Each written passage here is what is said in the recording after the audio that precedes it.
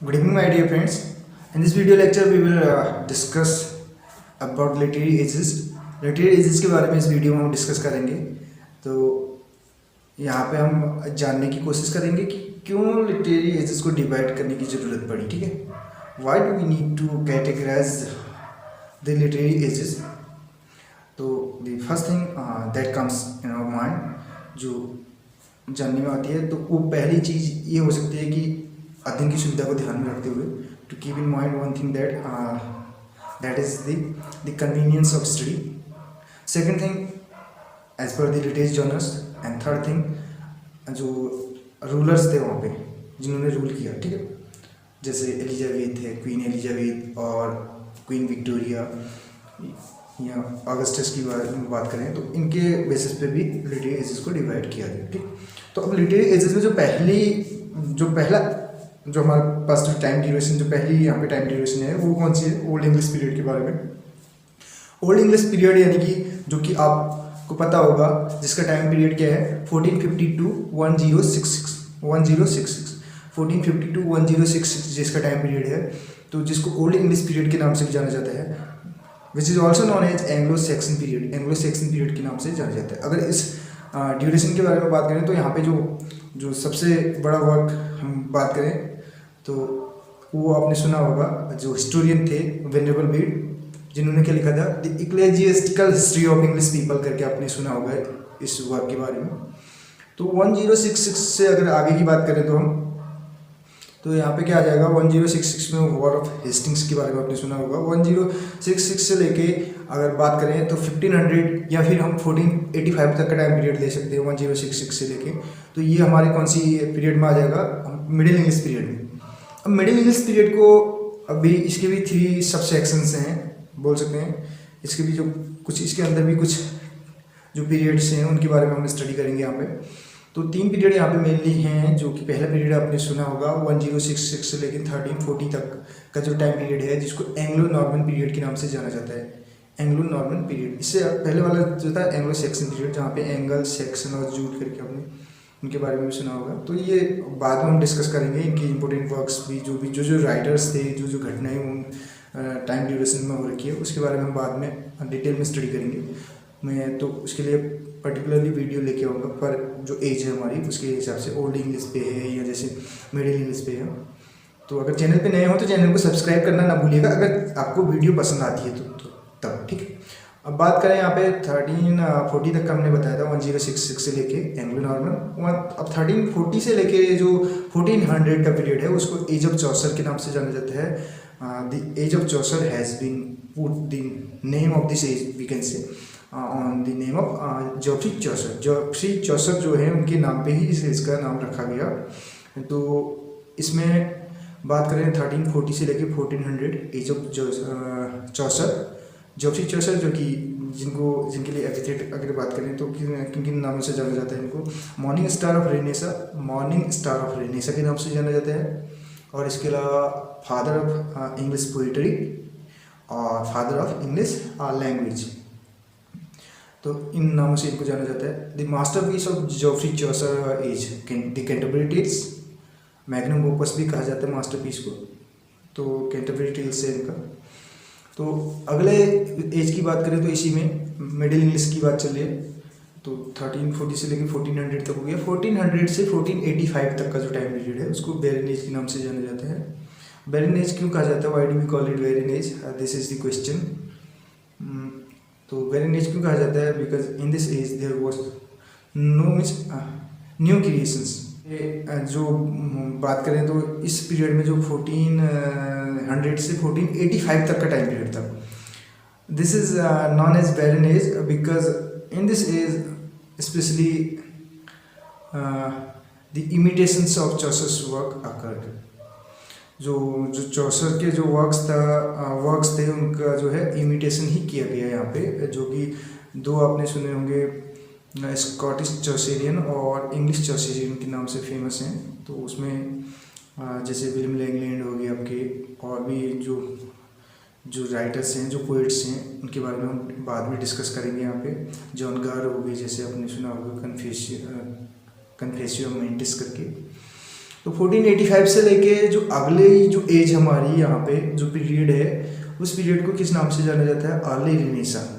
ठीक है, early Renaissance 1485 से लेके 1558 तक एज ऑफ शेक्सपियर या बोल सकते हैं एलिजाबेथन एज।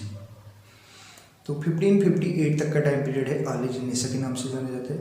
अब बात करें अगर 1500 से हम आगे चलें, 1485 से अगर हम आगे बात करें तो 1485 से लेके 1660 तक का जो टाइम पीरियड है इसको रेनेसा पीरियड के नाम से जाना जाता है। ठीक, हम 1558 तक तो हमने बता दिया था अर्ली रेनेसा। 1557 में आपने वो सुना होगा एंथोलॉजी के बारे में, टोटल्स मिसलेनी, जो कि बियाट और सारे की कोलैबोरेशन का परिणाम था। और इसके बात करें 1558 में जो है क्वीन एलिजाबेथ जो है असेंड होती हैं थ्रोन पे, और 1603 में इनकी डेथ हो जाती है। तो 1603 तक का जो टाइम पीरियड है 1558 से लेके उसको एलिजाबेथन एज या शेक्सपियरियन एज के नाम से जाना जाता है। शेक्सपियरियन एज यानी कि विलियम शेक्सपियर के नाम से। ठीक है, अगला यहाँ पे अगली एज के बारे में बात करें तो 1603 से जो है 1625 तक जैकोबियन एज यहाँ पे आपने सुना होगा। जैकोबियन एज यानी कि किंग जेम्स, जो कि स्कॉटलैंड के किंग जेम्स 6 थे, यहाँ पे इंग्लैंड में उनको किंग जेम्स 1 के नाम से जाना जाता है। तो इस एज में जो है बेन जॉनसन के बारे में आपने सुना होगा। और मेटाफिजिकल पोइट्री फ्लोरिश होती है इस एज में, फलती फूलती है। 1625 से लेकर 1649 तक का जो हमारा टाइम पीरियड है वो कौन सा टाइम पीरियड है? जिसको कैरोलिन एज बोलते हैं। चार्ल्स फर्स्ट यहाँ पे रूल करते हैं। और इस एज में कैविलियर पोइट्री, जो कि कैरेक्टरिस्टिक्स के बारे में बात करें तो कैविलियर पोइट्री में आपने एक कार्पे डिएम सुना होगा, सीज द मोमेंट करके। तो जो कोटेशंस हैं कैविलियर पोइट्री से रिलेटेड या अदर जो हैं वो हमने डिस्कस की हुई हैं, उनको गुनगुनाया है एक वीडियो में, हमने गाने के माध्यम से गाया हुआ है। तो आप ज़रूर प्लेलिस्ट में जाके चेक करिए उन वीडियोज़ को, अगर आप लिटरेचर सीखना चाहते हैं, अगर आपका इंटरेस्ट है लिटरेचर में। तो यहाँ पे 1649 तक का हमने कैरोलिन एज बताया। और 1559 में ग्लोब थिएटर के बारे में सुना होगा। 1613 में इसमें क्या हो जाता है, आग लग जाती है, और 1614 में ये रिबिल्ड होता है। इसके बाद 1642 में अगर बात करें तो थिएटर्स वर क्लोज डाउन, थिएटर्स बंद हो जाते हैं। ठीक, बंद कर दिया जाता है थिएटर्स को। 1644 में आपने सुना होगा मिल्टन का एरियोपेजिटिका, जो कि किस पे है, फ्रीडम ऑफ प्रेस पे है। और बात करें 1649 से 1660 तक का जो टाइम पीरियड है, ठीक है, 1649 टू 1660 जो है इसको कॉमनवेल्थ पीरियड या प्यूरिटन इंटररेग्नम के नाम से जाना जाता है। We can say this is the shortest period of English literature. Also there is a question, this is the period when there was no monarchy in England. Monarchy नहीं थी यहाँ पे, there was no monarch in this time period 1649 to 1660, 1649 से लेकर 1660 तक। अब 1660 में फिर क्या होता है, थिएटर्स पर रीओपन्ड। और 1660 से लेके हमारे जो एक नया पीरियड चलता है जिसको न्यू क्लासिकल पीरियड हम बोलते हैं। 1660 1660 से लेके 1785 तक, 1785 तक। तो यहाँ पे कौन सी एज होती है, न्यू क्लासिकल में भी हमारी जो एजेस आती हैं तो उसमें restoration age, restoration age is also known as Dryden age. Dryden age के नाम से जाना जाता है 1660 to 1700। Why this age is known as the name of Dryden. तो क्यों जानी जाती है एज जो है ड्राइडन के नाम पे? Because Dryden was the dominating writer of this age. He was also poet laureate, poet laureate भी थे, फर्स्ट ऑफिशियल पोएट लॉरेट बने थे वो 1668 में। तो यहाँ पे इस एज में और भी जॉन बर्निंग का आपने सुना होगा पिलग्रिम प्रोग्रेस करके। तो कुछ व्यूअर्स का ये क्वेश्चन भी था कि बर्निंग के नाम पे ये एज क्यों नहीं है। तो इसका मेन जो उद्देश्य है वो डोमिनेटिंग राइटर्स के नेम पे ही एजेस का नाम रखा जाता है। तो नेक्स्ट क्वेश्चन हमारा यहाँ पे बन जाएगा 1700 तक हमने बोला रेस्टोरेशन एज। और why this age is known as the name of restoration age? Because here monarchy was restored, monarchy क्या हुई थी, रिस्टोर हुई थी, तो इसलिए इसको किस नाम से जाना जाता है, restoration age. That's why this age is also known as restoration age. Restoration restore होता है, ठीक है, चार्ल्स सेकंड के साथ ही। अब बात करें 1700 से लेके आगे, तो 1700 से आगे की बात करें 18th सेंचुरी आ जाएगी, तो यहाँ पे नोवेल्स के डेवलपमेंट होता है। तो इस एज को age of prose and reason कहा जाता है। 1701 से लेके 1785 तक की जो एज है, तो इस एज को भी दो उसमें डिवाइड किया गया है, 1701 to 1745 age of prose. Prose से एज ऑफ पोप आप ऐसे याद कर सकते हैं। Augustan age also, this age is also known as Augustan age. इस एज के 3 नाम हैं, age of age of prose, age of Pope और ऑगस्टन एज, पोप के नाम, ठीक। अगली एज के बारे में बात करें तो age of reason, age of sensibility, enlightenment और एज ऑफ डॉक्टर जॉनसन। 1745 से लेके 1785 तक की जो एज है। डॉक्टर जॉनसन यानी कि सैमुअल जॉनसन, जिन्होंने डिक्शनरी भी कंपाइल की हुई थी 1755 में, आपको पता है। नेक्स्ट अगर बात करें 1785 से लेकर 1837 तक का जो रोमांटिक पीरियड, तो कहीं पे आपको 1798 से भी मिलेगा इसका। 1798 यानी कि लिरिकल बैलेट्स के जो पब्लिकेशन के साथ ही इस एज की शुरुआत मानी जाती है।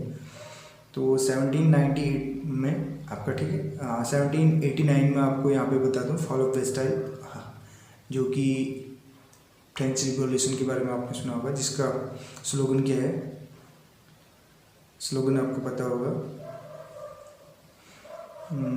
तो 1789 हमने बताया यहाँ पे। नेक्स्ट आपका था यहाँ पे 1798 में हमने लिरिकल बैलेट्स के बारे में बताया। लिरिकल बैलेट्स जो है कोलैबोरेशन में लिखा गया था, किसके द्वारा, यानी कि एक बोल सकते हैं विलियम वर्ड्सवर्थ और S T Coleridge, Samuel Taylor Coleridge. तो 23 पोम्स थी इसमें। 19 poems were written by William Wordsworth and 4 poems were written by Samuel Taylor Coleridge।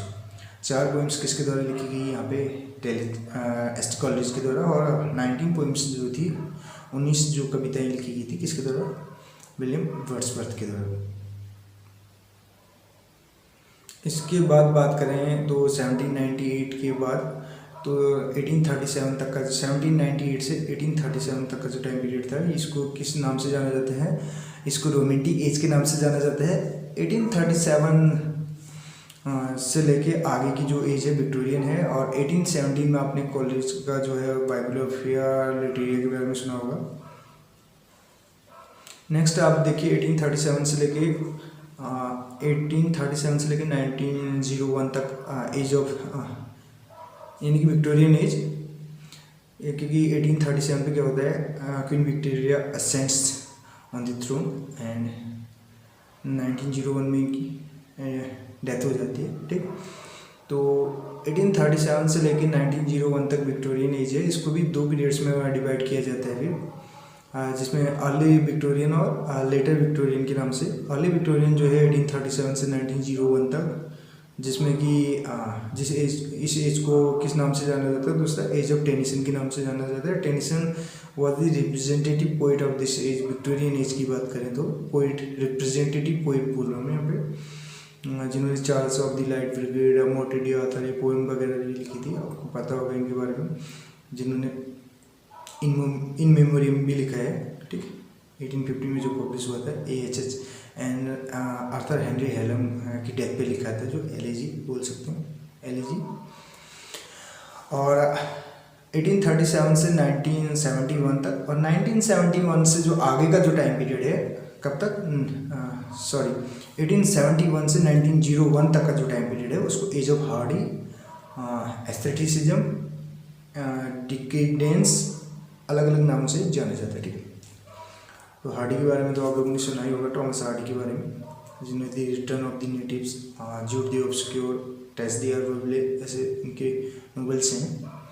बात करें 1901 से आगे की, तो 1901 से लेके 19 जो हमारा 1910 या 12 तक लेते हैं हम, एडवर्डियन एज। उसके बाद आती है हमारी वॉर पोइट्स की एज, यानी कि जिसको हम बोलते हैं जॉर्जियन एज, जॉर्जियन पीरियड बोलते हैं।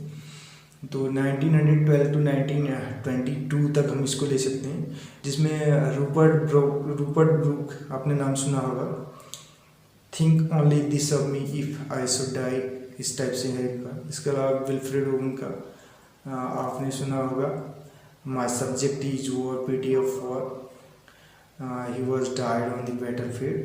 नेक्स्ट 1922 से लेके 1945 तक का जो है the modern period, the modern age के नाम से जानते हैं हम इस एज को। और इसमें जो कि 1922 में आपने सुना होगा पब्लिकेशन किसका, थॉमस स्टर्न एलियट का, जो कि एक आपने मास्टरपीस सुना होगा द वेस्टलैंड करके, ठीक। और 1922 में ही पब्लिश हुआ था। और इसके अलावा जेम्स जॉयस का वर्क हो गया, आपने उसका भी नाम सुना होगा। तो यहाँ पे बात करें तो 1922 में जैसे वेस्टलैंड है तो 5 सेक्शंस में इसको डिवाइड किया गया है, ठीक है, एलियट का है। तो हमने वो भी डिस्कस किया हुआ है अपनी पुरानी वीडियोज़ में, आप जाके वॉच करिए उन वीडियोज़ को। 1922 से लेके 1945 तक का मॉडर्न पीरियड। मॉडर्न पीरियड के बाद हमारा आ जाता है the post modern period, the post modern age बोल सकते हैं जिसको, 1945 से आगे। तो ये था लिटरेरी एजेस के बारे में थोड़ा बहुत हमने बताने की कोशिश की। कैसी लगी आपको वीडियो ज़रूर बताइएगा। अगर वीडियो अच्छी लगी हो तो अपने फ्रेंड्स के साथ शेयर कीजिएगा, और मिलते हैं अगली वीडियो में जिसमें हम डिटेल में जो है लिटरेरी एजेस और उनसे रिलेटेड जो भी इम्पोर्टेंट राइटर्स हैं, उनके वर्क्स हैं या जो भी इवेंट्स हैं उन एजेस से रिलेटेड, उनको हम डिस्कस करेंगे। तो आप बताइएगा ज़रूर कैसी लगी आपको वीडियो, और मिलते हैं अगली वीडियो में। तब तक के लिए बने रहिएगा चैनल पे। Thank you so much.